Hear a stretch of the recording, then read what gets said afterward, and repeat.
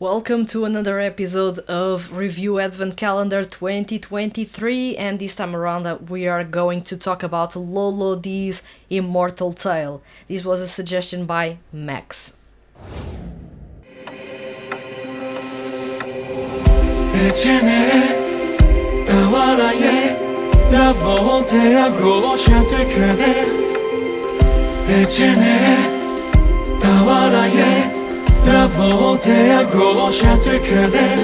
Notice in the background you have basically an harp playing on your right side, and you have a dissonant, distorted, almost broken synth playing on your left.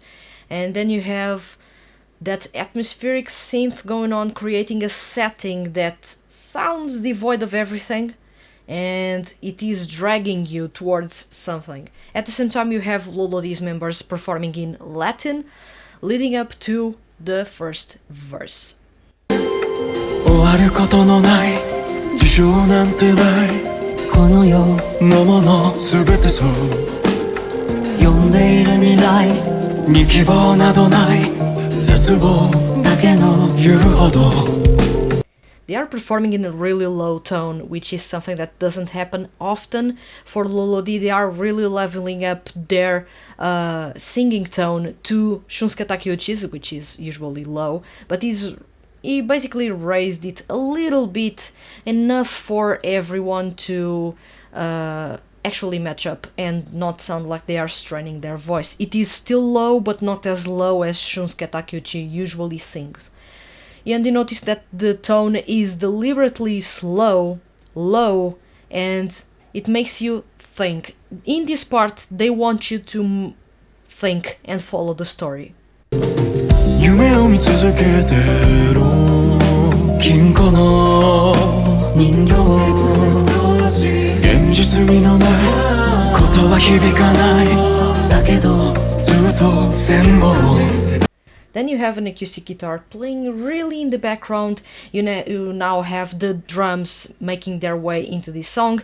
Let me tell you, the drums in this song are amazing. They are basically playing in a sort of... It's not a sort. It is in an orchestral style of playing. The drums sound completely different. They are more deliberate. They are more... I should say they are warmer in tone, but they can be quite incisive, and you will notice those later on in this song. At the same time, you have on the vocal end everything going on, because you have the harmonies, you have the individual parts, you have the canons, you have the high notes, you have the midtones, you have everything in this part. It sounds easy, but I wonder if these would ever be easily achievable live, which doesn't sound like. But still, it is quite impressive because you have a lot. Things are unfolding in front of you. What seemed like something static, it has layers and layers and layers and layers of content going on in here. And just the vocals in just a small part have so much for you to dive into. What do you see for clarity? How does it feel eternity? どこにも存在しないストーリーまさに空想のような話でも決して映せない概念ではない投影しようそれも This is a really intense build-up, and you notice that right now they are not performing anymore in a mid or low tone. They are going for high notes. They are raising their tone as the song picks up the pace and leads you to the chorus that is something unlike anything else that Loulou has done before.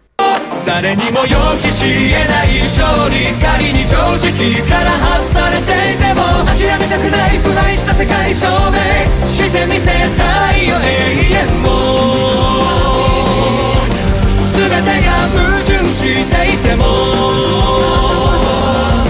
頂上せて This is unbelievable, especially when you pay closer attention to the drums. The drums are not shredding, but they are trashing everything else around them. They are really setting the tone for this song. They are leading the orchestra, which is not common. And in this case, you actually have the drums leading the way, which is rare, but it can happen. And in this case, it was necessary because the drums are what give you the feeling of you were first being dragged, then you started walking, and then you are running towards something, or basically running away from something. And in this case, you can feel the speed, you can feel the liberating vibe that comes from that, and the drums are really opening the soundscape for you. You have the strings on your left, you have the piano and the harp on your right. You have a little bit of everything. You have a soundscape around you, behind you, and you have a whole soundscape in front of you to explore now that you are running away or running towards something. Of course, this is a chorus that is unlike anything that Loulou has performed or delivered before. This is unusual for them, but it is something that sounds completely refreshing, but still within their tone, because it is still orchestral, it is still dramatic, it is still intense, and storytelling wise it is really interesting that the instrumental itself is telling a story, and you need to pay closer attention to it.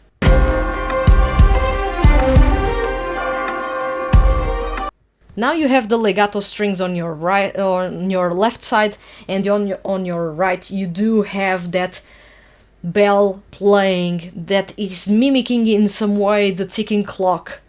You notice that the stakes are high and that something within this story is not right. There is something else. Why all this drama?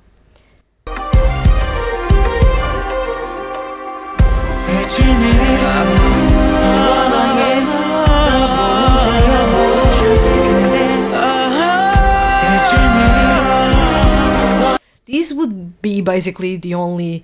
If I had the money, if I had a 2D music project, I would have Toshiyuki Toyonaga only doing these. Actually, not necessarily, but these would be quite pleasing to have in songs. It is rare to have this sort of, not wailing, but at the same time, it's not really mindless, wordless, choir style of singing, but it is almost. You usually have this type of singing, for example, for soundtracks of either games or movies, especially fantasy ones, in which you have someone in the background singing something, but you do not understand the words because they are not singing words, they are singing sounds. They are just riffing along the way, and in this case, this wailing or sort of choral style of singing that is wordless works really well with orchestral style of music, which in this case Takeshi Hama is an expert doing or creating, and you have as well something that usually Loulou don't do, which is to have that type of choir singing, especially for the members. So this is really, really interesting to have.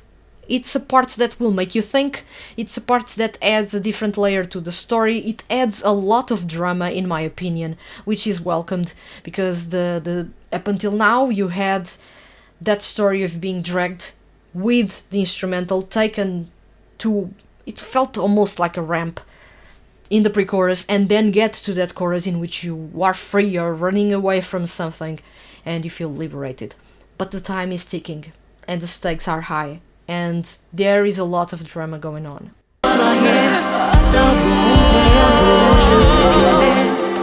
何もわからないから満たされない明日の現場飲むのよ歌い続けたい本能の願い僕の底の数を Really, really low for this group, which is something that I fully welcome.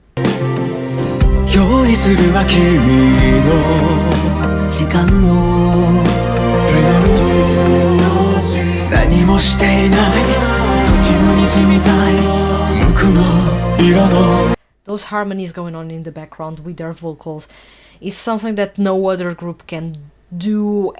There is one or two groups that can do similar, but this group has a magic about their voice and their voices and the way they connect with each other that is not easy to replicate. So this is really unique and ends up creating an experience that for me is something that you can't even explain with words. You need to listen to it to fully understand it. That's why I often say that please listen to Loulou's music, because you do not know what you are missing, and if you are basing your opinion based on what people write about their music, you're not getting the full picture, and you are only getting a superficial slice of everything else that is going on the vocal end and even on the instrumental end.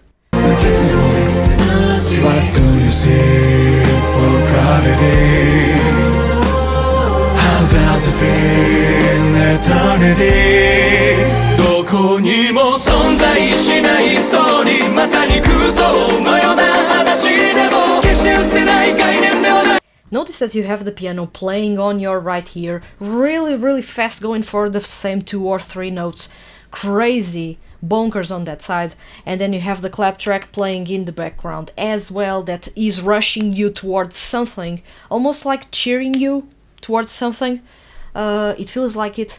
And of course the vocals, you notice the rising tension on their vocals, and the tone as well, that gives way to the chorus that is crazy good, with the drums leading the way, so I'm really pleased to listen to that again.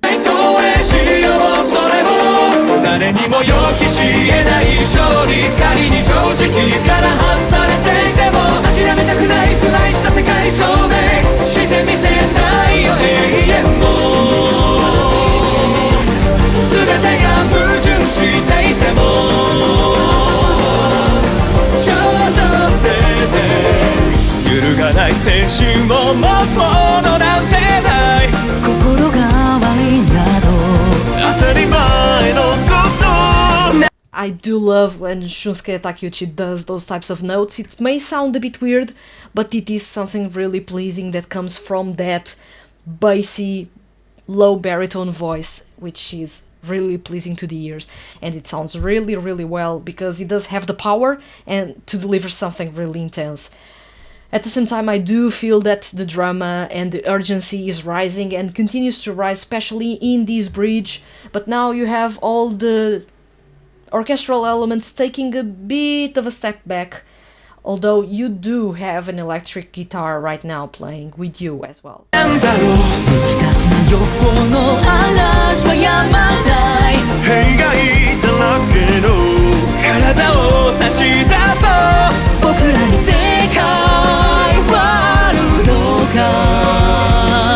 Notice the strings, they are really rushing you, they are adding a lot of drama in the background. The drums keep up the pace, they continue to be really fast, the piano as well, but now that the vocals are slowing down, the strings are going crazy.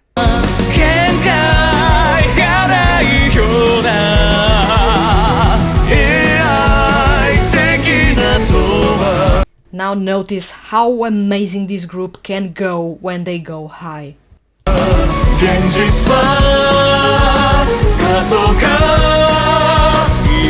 Those are really good high notes, really crystal clear high notes by Daiki Yamashita and Toshiyuki Toyonaga, and Shunsuke Takeuchi doing an amazing job supporting that part.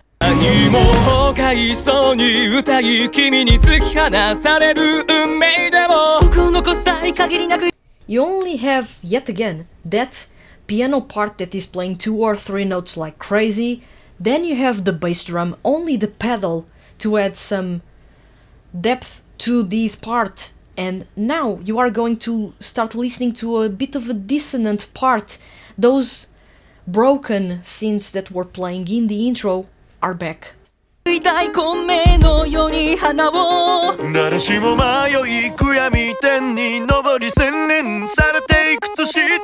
sounds like the piano is broken.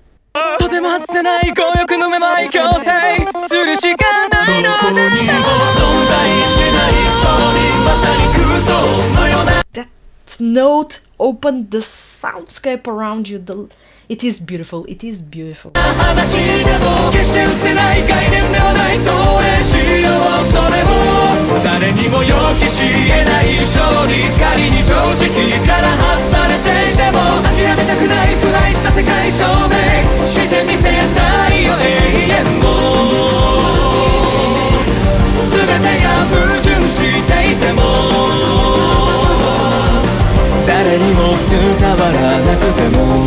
Notice how the song is quieting down, but it doesn't feel like it is going to meet a satisfactory ending. 君にも伝わらなくてもそうねしたい永遠を The song should have ended in that part. However, 君と僕の潜在意識の少女せいぜ the guitars wrapping up the song, the harp wrapping up the song, I have goosebumps all over me, which is a good sign. I can't help but to have a lot of praise for Loulou. Have I told you that I love Loulou? I do love the group a whole lot, and I feel that they are underappreciated when they have so much quality. I'm not even talking about the quality of the project itself, because that's already a given, especially if you dive into the project just superficially. And then if you dive deeper, you will understand why so many people love this project and love it deeply. Storytelling wise, this song is crazy. It is dark as hell, despite not sounding or looking like it. But it is dark. Immortality is a big concept in here, but it is achievable in mood swings in some way. You have that dread going on in the verses, you have that euphoria, sort of liberating feeling going on in the chorus, and then you have some weird introspective moments going on when it comes to the bridge. The song itself has a lot of mood swings. It has a lot of things going on that show that there is no definitive idea about this Immortal Tale. This Immortal Tale is one of twists and turns, and the song has a lot of twists and turns. It is interesting, it keeps you on your toes, it makes you, especially when you are listening to this song for the very first time and you listen to that intro, you think, well, this song is going to drag a little bit. However, it's not. Takeshi Hama actually thought about creating something that doesn't drag itself. You have that sense of dread in the beginning because it is there to create that feeling and carry you over to the chorus and not knowing what to expect. He is really throwing you a curveball in there, and he does that because he wants you to not anticipate what is happening next. He wants you to feel the story and go through the story as he tells you. And one thing that really is impressive is that when he creates music, he is creating music with storytelling into his mindset, or storytelling in his mindset. He wants to tell you a story through the instrumental, and it makes it so that people that do not understand Japanese and that are listening, for example, to soundtrack music will feel those feelings that he wanted you to feel within a story. Those are really easily understandable by listening to his music. You do not even need the lyrics to fully understand what's going on in here, and this is already saying a lot about the composer that Takeshi Hama is. At the same time, you have Loulou, which is a group that is extremely technical on the vocal end, and I've mentioned a couple of times that there is high notes in here. There are, of course, high notes in here, low notes in here, midtones. There is legato. There are canons in here. There are harmonies in here. There is a lot of things going on, and in sometimes there are most of these things going on at the same time, which is crazy. I wonder if those could be pulled off live, but I believe that the singers will have to opt for singing some parts and not singing the others, because it's not doable to perform everything that's happening in some parts. At the same time, it was interesting to find the group lowering the tone and matching Shunsuke Takeuchi for a change, which is not common, and still it sounds really good because the group doesn't often go that low, and that type of tone really fit well with the drama that you get in here. As well, I love the strings going on that are complementing these low, or contrasting, in this case it's better to say contrasting with this low output on the vocals. The vocals are low, the strings are high, and contrasting. It creates a really harmonious type of composition, in my opinion, of course.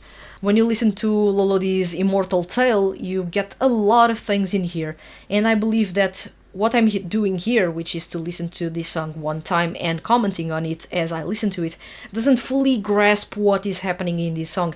I usually listen to, especially songs that are composed by Takeshi Hama, I listen to those songs more than 3 times, and that's because I need to dive into the composition, vocals, and then the lyrics. Although I do not pay as much attention to the lyrics, because sometimes the lyrics for some groups don't mean anything, and for others they mean everything because they are storytelling driven. So in this case, I do get a picture that is slightly superficial about this song. You do not dive deep into everything because Takeshi Hama's songs, as you could tell, are really complex.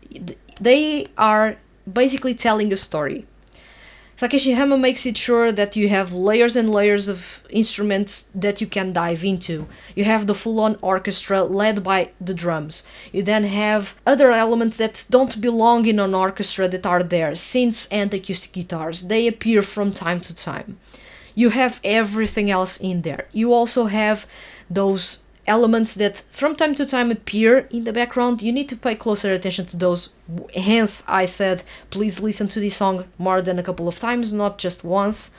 Dive deep into it and find those little details going on in there. The mood swings that you go through with this song, it's exhilarating in some way. It is a rush that goes through you, and it makes me want to listen to more music like this from Loulou, but at the same time, I do love when they go full-on dark and dramatic and really, really emotional. In this case, this song wasn't necessarily emotional. They have had different songs when it comes to being extremely emotional, and some of those are really to make you cry like crazy, but in this case you did have a song that was all about drama, about making an impact, and about telling you a story that is really, really interesting. These were my impressions by someone basically that hasn't followed the drama tracks.